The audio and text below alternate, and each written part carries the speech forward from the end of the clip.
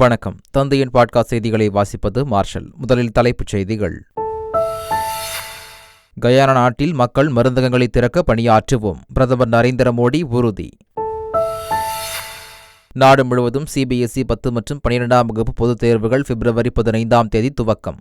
CBSE 10ஆம் வகுப்பு பொதுத் தேர்வுகள் மார்ச் 18ஆம் தேதி வரை நடைபெறும் என அறிவிப்பு.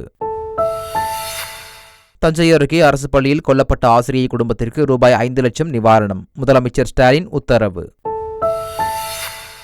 அதிமுக கூட்டணி விவகாரம் தொடர்பாக யாரும் கருத்து தெரிவிக்கக்கூடாது. பாஜக உயர்மட்ட குழு நிர்வாகிகளுக்கு பாஜக மேலிட பொறுப்பாளர் அரவிந்த் மேனன் அதிரடி உத்தரவு. நடிகை கஸ்தூரிக்கு நிபந்தனை ஜாமீன் வழங்கி எழும்பூர் நீதிமன்றம் உத்தரவு. மனிதாபிமான அடிப்படையில் எந்தவித ஆட்சேபனையும் தெரிவிக்காத சென்னை காவல்துறை. கள்ளக்குறிச்சி விஷச்சாராய மரணம் தொடர்பான வழக்கை சிபிஐக்கு மாற்றி சென்னை உயர்நீதிமன்றம் அதிரடி உத்தரவு. தமிழக அரசின் தலையில் நீதிமன்றம் குட்டு வைத்ததாக அதிமுக கருத்து. மேல்முறையீடு செய்வது குறித்து முதலமைச்சர் பரிசீலித்து முடிவெடுப்பார் என அமைச்சர் ரகுபதி விளக்கம். தமிழகம் மற்றும் புதுவையின் கடலோர மாவட்டங்களில் இடி மின்னலுடன் கூடிய மழைக்கு வாய்ப்பு. இந்திய வானிலை ஆய்வு மையம் தகவல். இனி விரிவான செய்திகள்.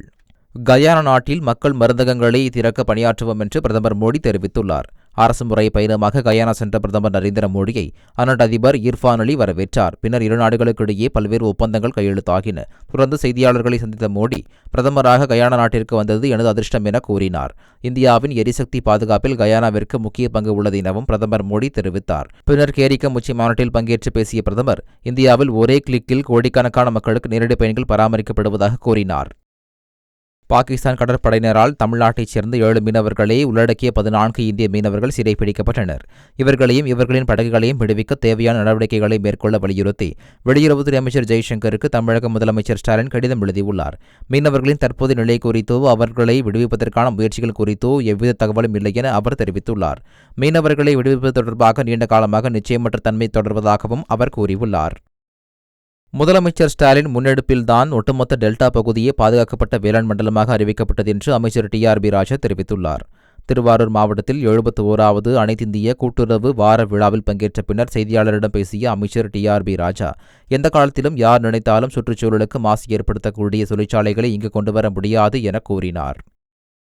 மல்லிப்பட்டணம் அரசு பள்ளியில் கத்தியால் குத்தப்பட்டு உயிரிழந்த ஆசிரியையின் குடும்பத்தினருக்கு முதலமைச்சர் ஸ்டாலின் 5 லட்சம் ரூபாய் நிதியுதவி அறிவித்துள்ளார்.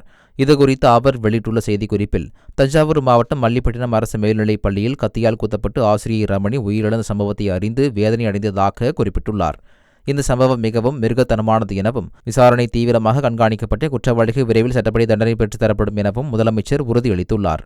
ரமணியின் குடும்பத்தினர், சக ஆசிரியர்கள், மாணவர்களுக்கு இரங்கல் தெரிவித்துள்ள முதலமைச்சர் ஸ்டாலின், ரமணியின் குடும்பத்தினருக்கு 5 லட்சம் ரூபாய் வழங்கவும் முதலமைச்சர் ஸ்டாலின் உத்தரவிட்டுள்ளார்.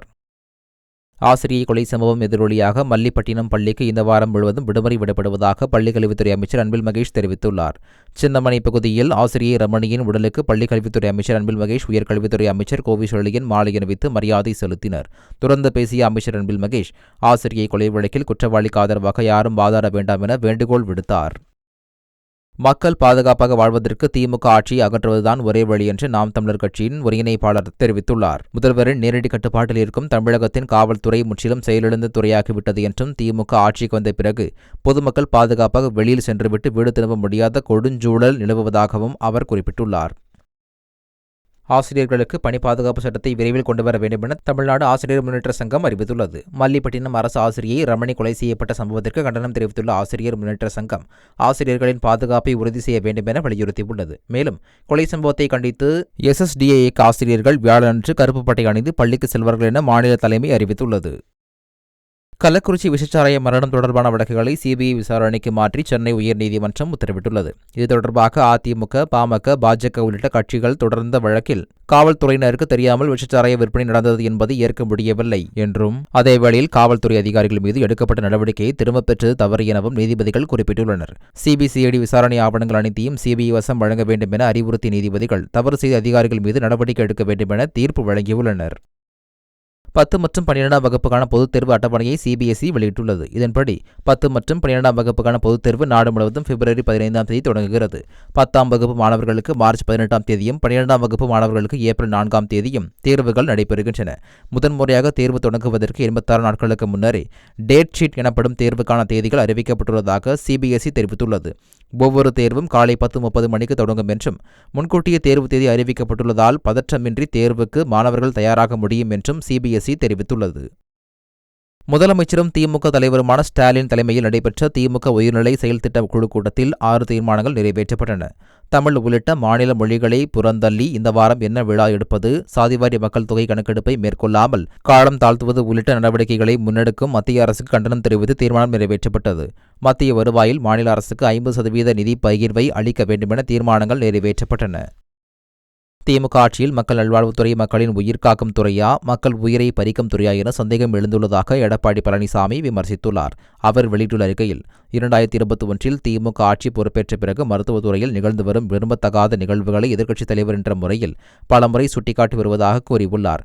அவைகளை தீர்த்து வைக்காமல் எனக்கு முரண்பாடான பதில்களை அளிப்பதிலேயே அமைச்சர் மா சுப்பிரமணியன் குறியாக உள்ளதாக தெரிவித்துள்ளார். அதிமுக ஆட்சியில் சாதனை துறையாக இருந்த மருத்துவத்துறை திமுக ஆட்சியில் சர்ச்சை துறையாக மாறிவிட்டதாக எடப்பாடி பழனிசாமி விமர்சித்துள்ளார். தெலுங்கு பேசும் மக்களை அவதூறாக பேசிய விவகாரத்தில் நடிகை கஸ்தூரிக்கு எழும்பூர் நீதிமன்றம் நிபந்தனை ஜாமீன் வழங்கியுள்ளது. ஜாமீன் கோரி எழும்பூர் நீதிமன்றத்தில் நடிகை கஸ்தூரி தரப்பில் தாக்கல் செய்யப்பட்ட மனுவில் தான் சிங்கிள் மதர், தனக்கு சிறப்பு குழந்தை இருப்பதால் பாதுகாப்பு வழங்க வேண்டும் என்று கோரி குறிப்பிட்டிருந்தார். இந்த மனு எழும்பூர் நீதிமன்றத்தில் 14வது மேஜிஸ்ட்ரேட் தயாளன் முன்பு விசாரணைக்கு வந்தது. அப்போது மனிதாபிமான அடிப்படையில் எந்தவிதமான ஆட்சேபனையும் சென்னை காவல்துறை தரப்பில் தெரிவிக்கவில்லை. இதனால் இருதரப்பு வாதங்களையும் கேட்டறிந்த மேஜிஸ்ட்ரேட் நிபந்தனை ஜாமீன் வழங்கினார். இதையடுத்து புழல் சிறையில் இருந்து கஸ்தூரி இன்று வெளியே வருகிறார்.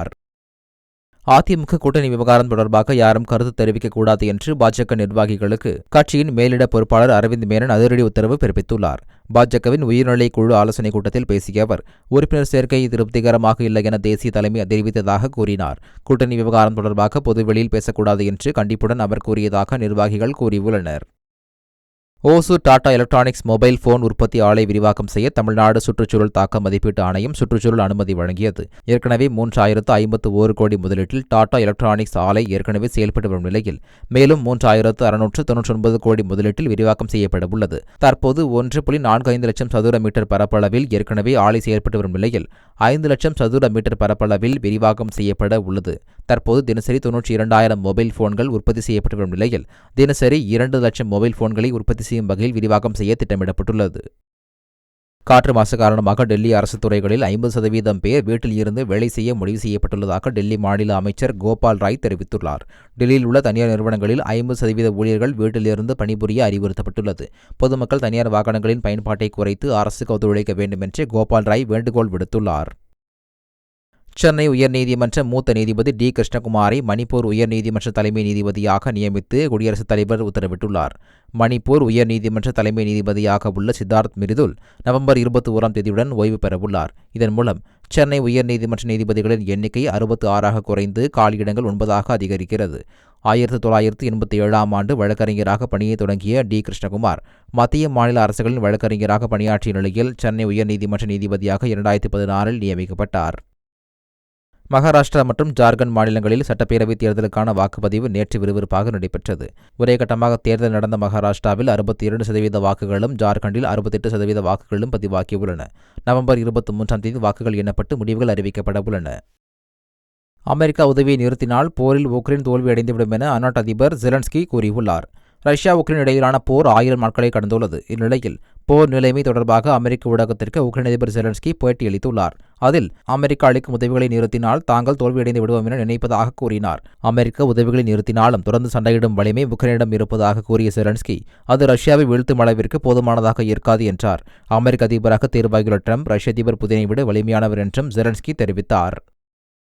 உக்ரைன் தலைநகர் கீவில் அமெரிக்க தூதரகம் மூடப்பட்டது. வான்வெளி தாக்குதல் நடத்தப்படலாம் என்ற அச்சம் காரணமாக தூதரகத்தை அமெரிக்கா மூடியுள்ளது.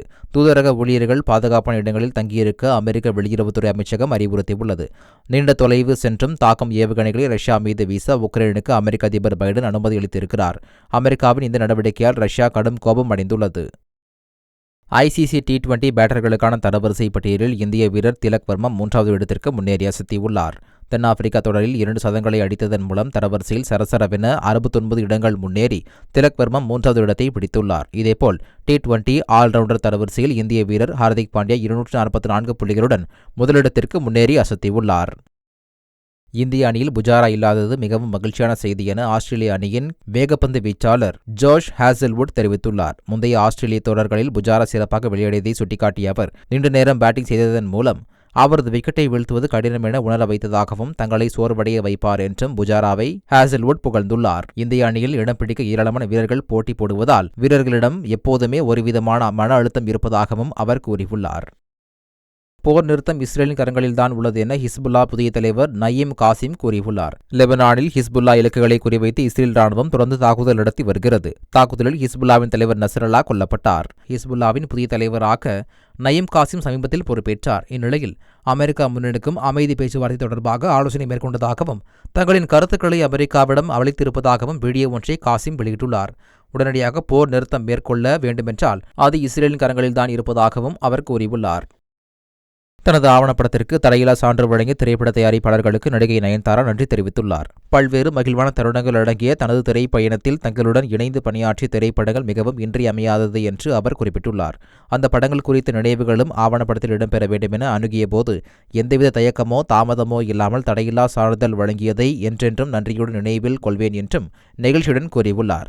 ஷாருக் கானின் ரெட் சில்லிஸ் நிறுவனம் தொடங்கி red giant movies, Lyca production, studio green, dream warriors pictures உள்ளிட்ட 25க்கும் அதிகமான தயாரிப்பு நிறுவனங்களின் பெயரை குறிப்பிட்டு நயன்தாரா நன்றி தெரிவித்துள்ளார். திரைப்பட விமர்சனம் என்கிற பெயரில் தனிமனித தாக்குதல் மற்றும் வன்மத்தை விதைக்கும் யூடியூப் சேனல்களுக்கு தமிழ் திரைப்பட தயாரிப்பாளர்கள் சங்கம் கண்டனம் தெரிவித்துள்ளது. திரையரங்கு உரிமையாளர்கள் தங்கள் வளாகங்கள் மற்றும் வளாகத்தின் அருகில் ரசிகர்களிடம் பேட்டி எடுக்க எந்த யூடியூப் சேனலையும் அனுமதிக்கக்கூடாது எனவும் அறிவுறுத்தியுள்ளது. சினிமா துறையை ஒட்டுமொத்தமாக அழிக்கும் இந்த செயல்களை உடனே தடுத்து நிறுத்த வேண்டிய கட்டாயம் திரைத்துறையை சார்ந்த அனைவருக்கும் உள்ளது என தெரிவித்துள்ளது. ஆசிய சாம்பியன்ஸ் டிராபி மகளிர் ஹாக்கி தொடரில் இந்தியா சாம்பியன் பட்டம் வென்று அசத்தியுள்ளது. பீகாரின் ராஜ்கீர் நகரில் நடைபெற்ற ஆசிய சாம்பியன்ஸ் டிராபி மகளிர் ஹாக்கி இறுதிப் போட்டியில் இந்தியாவும் சீனாவும் பலப்புரட்சி நடத்தின. ஆட்டத்தின் முதல் இரு காற்பகுதியில் இரு அணிகளும் கோல் அடிக்கவில்லை. தொடர்ந்து தொடங்கிய 3வது காற்பகுதியில் இந்திய வீராங்கனை தீபிகா கோல் அடித்து அதகலப்படுத்தினார். இதன் மூலம் முன்னிலை பெற்ற இந்தியா தடுப்பாட்டத்தில் கவனம் செலுத்தியது. இறுதி வரை சீன வீராங்கனைகளால் பதில் கோல் அடிக்க முடியாமல் போனதால் ஆட்ட நேர முடிவில் 1-0 என்ற கோல் கணக்கில் இந்திய மகளிர் அணி வெற்றி பெற்று ஆசிய சாம்பியன்ஸ் டிராபியை வென்றது. ஆசிய சாம்பியன்ஸ் டிராபி ஹாக்கி தொடரில் சாம்பியன் பட்டம் வென்றுள்ள இந்திய மகளிர் அணிக்கு இந்திய ஹாக்கி சம்மேளனம் பரிசுத் தொகையை அறிவித்துள்ளது. வெற்றி பெற்றுள்ள இந்திய அணியின் வீராங்கனைகளுக்கு தலா 3 லட்சம் ரூபாய் வழங்கப்படும் என இந்திய ஹாக்கி சம்மேளனம் கூறியுள்ளது. இந்திய அணியின் பயிற்சியாளர்கள் உள்ளிட்டோருக்கு தலா 1.5 லட்சம் ரூபாய் வழங்கப்படும் என அறிவிக்கப்பட்டுள்ளது. ஆசிய ஹாக்கி சம்மேளனம் சாம்பியன் பட்டம் வென்றுள்ள இந்திய அணிக்கு சுமார் 8.5 லட்சம் ரூபாய் வழங்கியுள்ளது. சீன மாஸ்டர்ஸ் பேட்மிண்டன் தொடரின் 2ஆம் சுற்றுக்கு இந்தியாவைச் சேர்ந்த நட்சத்திர வீராங்கனை PV சிந்து முன்னேறியுள்ளார். ஷென்சென் நகரில் நடைபெற்ற மகளிர் ஒற்றையர் பிரிவு முதல் சுற்று போட்டியில் தாய்லாந்து வீராங்கனை பூசனனை 21-17, 21-19 என்ற செட் கணக்கில் சிந்து வீழ்த்தினார். இதேபோல் மற்றொரு இந்திய வீரர் லக்ஷயா சென் மலேசிய வீரர் லீ ஷி ஜியாவை 21-14, 13-21, 21-13 என்ற கணக்கில் வீழ்த்தி 2ஆம் சுற்றுக்குள் நுழைந்தார். ராமநாதபுரம் மாவட்டத்தின் பல்வேறு பகுதிகளில் தொடர் கனமழை பெய்து வரும் நிலையில் ராமேஸ்வரத்தில் 41 சென்டிமீட்டர் மழை பதிவானது. மிக குறுகிய இடத்தில் உருவான மேகக்கூட்டங்களின் வெடிப்பு காரணமாக கனமழை பெய்துள்ளதாக வானிலை ஆய்வு மையம் தெரிவித்துள்ளது. இதேபோல் நகையில் 9.1 சென்டிமீட்டர், காரைக்காலில் 8.6 சென்டிமீட்டர், வேதாரண்யத்தில் 6.8 சென்டிமீட்டர் மற்றும் திருவாரூரில் 4.3 சென்டிமீட்டர் மழை பதிவாகியுள்ளது. இந்த நிலையில் வளிமண்டல மேலடுக்கு சுழற்சி காரணமாக தமிழகம் மற்றும் புதுவையில் இடி மின்னலுடன் கூடிய லேசானது முதல் மிதமான மழை பெய்யக்கூடும் என வானிலை ஆய்வு மையம் தெரிவித்துள்ளது. மீண்டும் தலைப்புச் செய்திகள். கயானா நாட்டில் மக்கள் மருந்தகங்களை திறக்க பணியாற்றுவோம், பிரதமர் நரேந்திர மோடி உறுதி. நாடு முழுவதும் CBSE 10 மற்றும் 12ஆம் வகுப்பு பொதுத் தேர்வுகள் பிப்ரவரி 15ஆம் தேதி துவக்கம். CBSE 10ஆம் வகுப்பு பொதுத் தேர்வுகள் மார்ச் 18ஆம் தேதி வரை நடைபெறும் என அறிவிப்பு. தஞ்சை அருகே அரசு பள்ளியில் கொல்லப்பட்ட ஆசிரியை குடும்பத்திற்கு ரூபாய் 5 லட்சம் நிவாரணம், முதலமைச்சர் ஸ்டாலின் உத்தரவு. அதிமுக கூட்டணி விவகாரம் தொடர்பாக யாரும் கருத்து தெரிவிக்கக்கூடாது. பாஜக உயர்மட்ட குழு நிர்வாகிகளுக்கு பாஜக மேலிட பொறுப்பாளர் அரவிந்த் மேனன் அதிரடி உத்தரவு. நடிகை கஸ்தூரிக்கு நிபந்தனை ஜாமீன் வழங்கி எழும்பூர் நீதிமன்றம் உத்தரவு. மனிதாபிமான அடிப்படையில் எந்தவித ஆட்சேபனையும் தெரிவிக்காத சென்னை காவல்துறை. கள்ளக்குறிச்சி விஷச்சாராய மரணம் தொடர்பான வழக்கை CBIக்கு மாற்றி சென்னை உயர்நீதிமன்றம் அதிரடி உத்தரவு. தமிழக அரசின் தலையில் நீதிமன்றம் குட்டு வைத்ததாக அதிமுக கருத்து. மேல்முறையீடு செய்வது குறித்து முதலமைச்சர் பரிசீலித்து முடிவெடுப்பார் என அமைச்சர் ரகுபதி விளக்கம். தமிழகம் மற்றும் புதுவையின் கடலோர மாவட்டங்களில் இடி மின்னலுடன் கூடிய மழைக்கு வாய்ப்பு. இந்திய வானிலை ஆய்வு மையம் தகவல். இத்துடன் தந்தையின் பாட்காஸ்ட் செய்திகள் நிறைவடைந்தன. வணக்கம்.